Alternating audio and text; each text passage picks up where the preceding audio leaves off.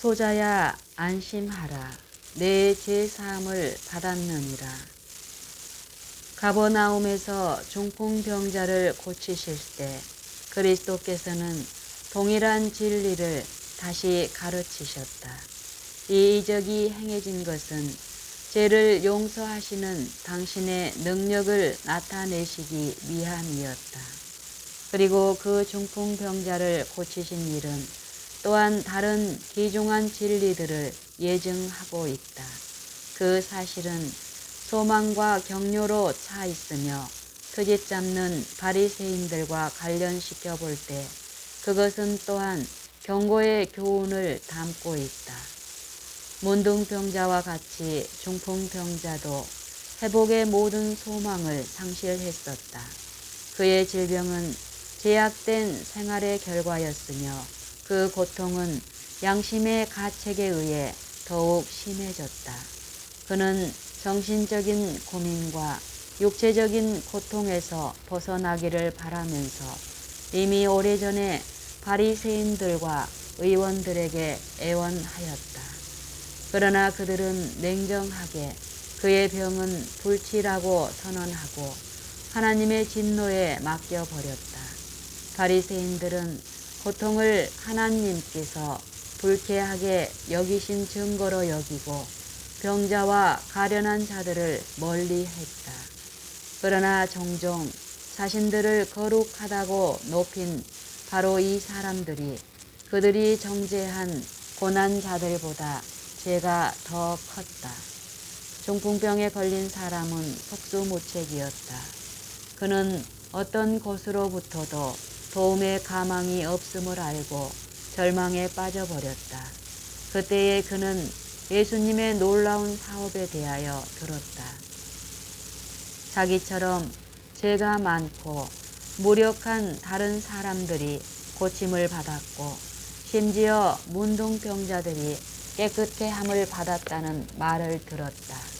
그리고 이 일들을 전달한 친구들은 그도 예수께 운반된다면 나을 수 있을 것이라고 믿도록 격려하였다. 그러나 질병이 어떻게 그에게 이르러 왔던가를 기억할 때에 그의 희망은 무너졌다. 그는 순결하신 의원께서 당신 앞에 나가는 것을 용납하지 않으실까봐 두려워하였다. 그러나 그가 바란 것은 육체적 회복이라기보다는 죄짐에서 해방되는 것이었다. 그가 만일 예수님을 보고 용서와 하늘의 평강의 보증을 받을 수 있다면 그는 하나님의 뜻을 따라 살든지 죽든지 만족할 수 있었다. 이 죽어가는 사람은 내가 예수께서 계신 곳에 나갈 수만 있다면 얼마나 좋으랴 라고 부르짖었다. 낭비할 시간이 없었다. 쇠약해진 그의 육신은 이미 부패의 징조를 보이고 있었다. 그는 친구들에게 자기를 자리에 눕혀서 예수께 운반하여 주기를 간청하였으며 친구들은 그렇게 해 주겠다고 기쁘게 보증하였다. 그러나 구주께서 계신 집 안과 주위에는 너무 많은 군중이 빽빽이 모여 있어서 그 환자와 친구들을 예수께 나아가기는커녕 그의 음성을 들을 수 있는 범위 내에도 들어갈 수 없었다. 예수께서는 베드로의 집에서 가르치고 계셨다. 관습에 따라 그리스도의 제자들은 그 주위에 가까이 앉았고 갈릴리 각 촌과 유대의 예루살렘에서 온 바리새인들과 교법사들이 앉았다. 이들은 예수를 고소할 구실을 찾기 위해 정탐꾼으로 온 자들이었다. 이 관리들 외에도 혼잡한 군중, 곧 열심 있는 자들, 경건한 자들, 호기심을 가진 자들, 불신하는 자들이 운집해 있었다. 이들은 상이한 민족들과 사회의 온갖 계층의 사람을 대표하고 있었다. 병을 고치는 주의 능력이 예수와 함께 하더라. 생명의 영이 회중을 감싸고 있었으나 바리새인들과 교법사들은 그 그 임재를 식별하지 못하였다. 그들은 필요성을 느끼지 않았으므로 고치는 일은 그들과는 상관이 없었다. 줄이는 자를 좋은 것으로 배불리셨으며 부자를 공수로 보내셨도다. 누가복음 1장 53절. 중풍병자를 맨 사람들은 몇 번이고 군중을 해치고 들어가려고 하였으나 헛수고였다. 그 병자는 말할 수 없는 고통으로 자기 주위를 둘러보았다. 갈망하던 도움이 이렇게 가까이 있는데 어떻게 소망을 포기할 수 있겠는가. 그의 요청으로 친구들은 지붕으로 그를 운반하였으며 지붕을 뚫고 예수님의 발 아래에 그를 내려놓았다. 설교는 중단되었다. 구주께서는 신음하는 얼굴을 바라보았으며 당신에게 고정된 탄원하는 눈길을 보셨다. 그분은 사정을 알아차리셨다. 그분은 이 당황하고 의심하는 심령을 당신께로 가까이 이끄셨다. 중풍병자가 아직 집에 있을 동안에 구주께서는 그의 양심에 죄를 깨닫도록 하셨다. 그가 죄를 회개하고 자기를 온전케 하실 수 있는 예수의 능력을 믿었을 때에 생명을 주는 구주의 자비하심이 먼저 그 갈망하는 심령에 복을 주었다. 예수께서는 최초의 희미한 믿음의 빛이 그분이 죄인에게 도움을 주실 수 있는 유일한 분이라는 믿음으로 자라나는 것을 주시하셨으며 그 믿음이 당신 앞에 나오고자 노력할 때마다 더욱 강하게 자라나는 것을 보셨다. 이제 구주께서는 환자의 귀에 음악과 같이 들리는 말씀으로 소자야 안심하라. 내 죄 사함을 받았느니라고 말씀하셨다. 절망의 짐이 병자의 심령에서 떠나고 용서의 평강이 그의 마음에 임하고 그의 용모를 환히 비춘다. 육체적 고통이 사라지고 온 몸은 변화된다. 어찌할 수 없던 중풍병자가 나음을 잇는다. 죄인이 용서를 받는다.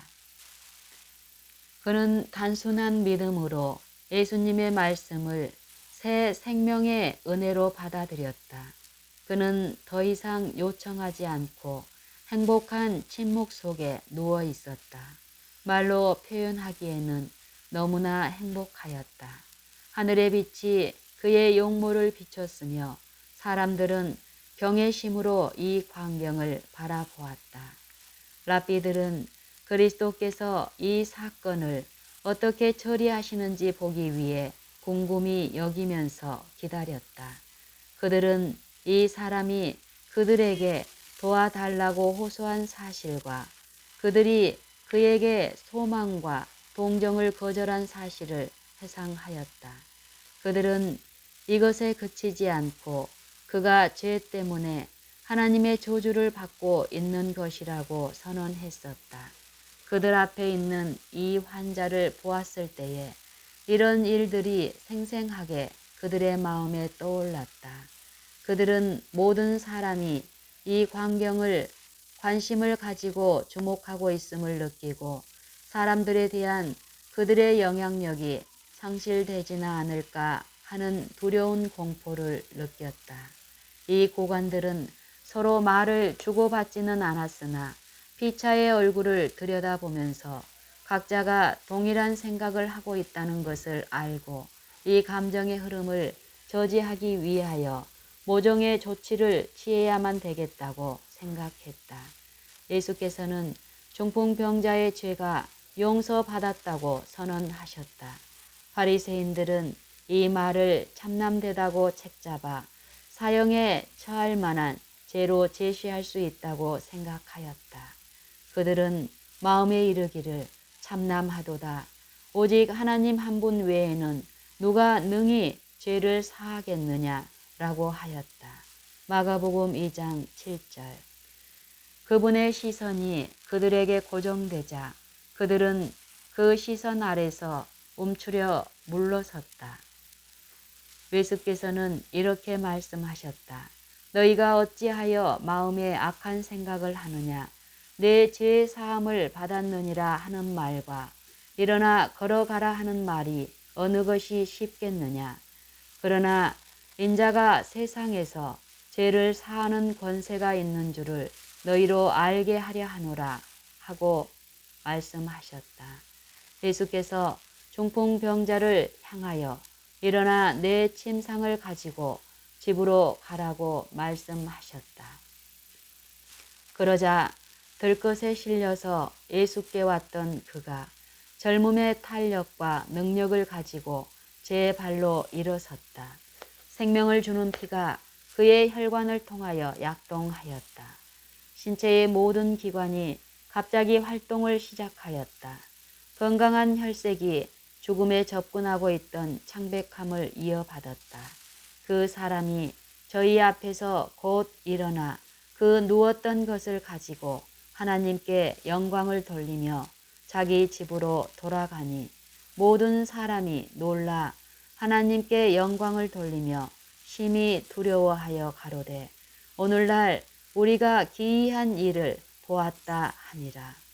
죄 지은 자와 고통당하는 자들을 고치기 위하여 몸을 굽히신 그리스도의 놀라운 사랑이여 고통당하는 인류의 불행을 슬퍼하고 위로하시는 신성이여 오 인간 자녀들에게 이와 같이 나타난 기이한 능력이여 누가 구원의 기별을 의심할 수 있을까?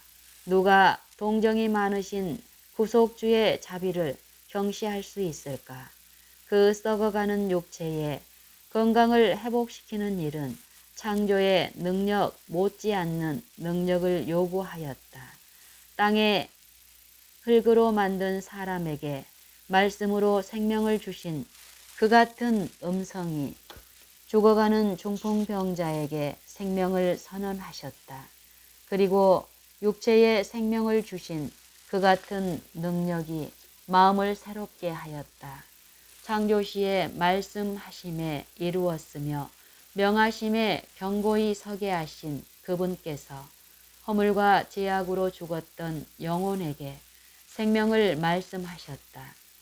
시편 33편 9절 육체를 고치신 것은 마음을 새롭게 하신 능력의 증거였다. 그리스도께서는 중풍병자에게 일어나 걸어가라고 명령하시고 인자가 땅에서 죄를 사하는 권세가 있는 줄을 너희로 알게 하려 하노라고 말씀하셨다. 중풍병자는 그리스도 안에서 심령과 육체를 모두 고치시는 능력을 발견하였다. 육체적 회복이 영적 치료의 뒤이었다. 이 교훈은 간과되어서는 안 된다.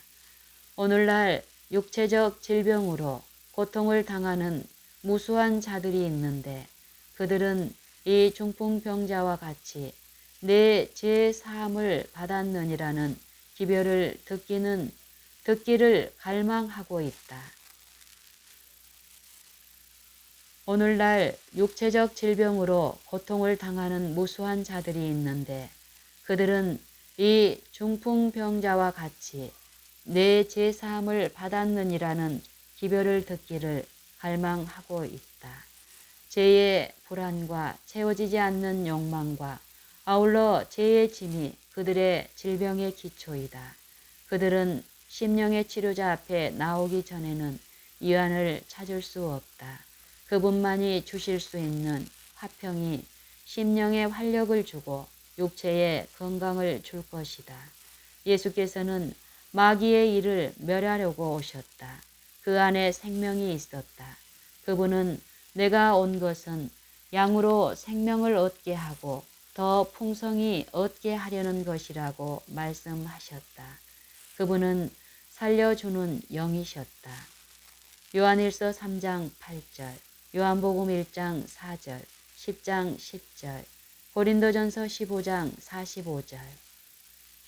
그리고 예수께서는 세상에 계실 당시에 병자를 고치고 죄인에게 용서를 말씀해 주셨던 것과 같은 생명을 주는 동일한 능력을 지금도 갖고 계신다. 저가 내 모든 죄악을 사하시며 내 모든 병을 고치신다. 시편 103편 3절. 중풍병자를 고침으로 사람들에게 미친 결과는 마치 하늘이 열려서 더욱 좋은 세계의 영광을 나타낸 것과 같았다. 고침을 받은 그 사람이 걸음마다 하나님을 찬미하고 새의 깃털처럼 가볍게 그의 짐을 지고 군중 속을 지나갈 때에 사람들은 물러서서 그에게 자리를 내어주고 두려움에 질린 얼굴로 그를 응시하며 그들끼리 가만히 속삭이기를 오늘날 우리가 기이한 일을 보았다라고 하였다. 바리새인들은 놀라움으로 말문이 막혔고 패배감에 짓눌렸다. 그들은 이곳에서는 그들의 질투심이 군중을 선동할 여지가 없음을 알았다.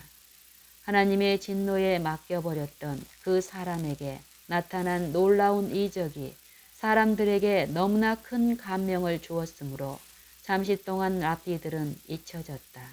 사람들은 하나님께만 돌렸던 능력을 그리스도께서 가지고 계시다는 것을 알았다. 그러나 그리스도께서 나타내신 은근한 이엄의 태도는 그들의 오만한 태도와는 뚜렷이 대조되었다.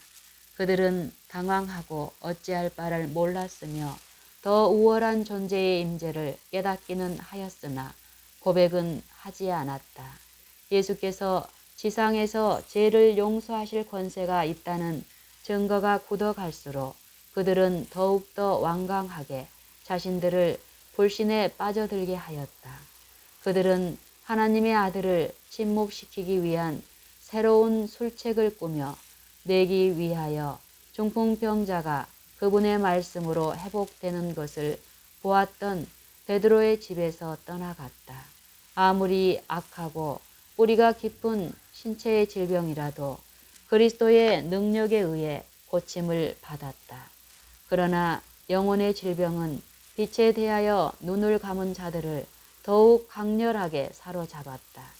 문둥병과 중풍병은 완고와 불신만큼 두렵지는 않았다.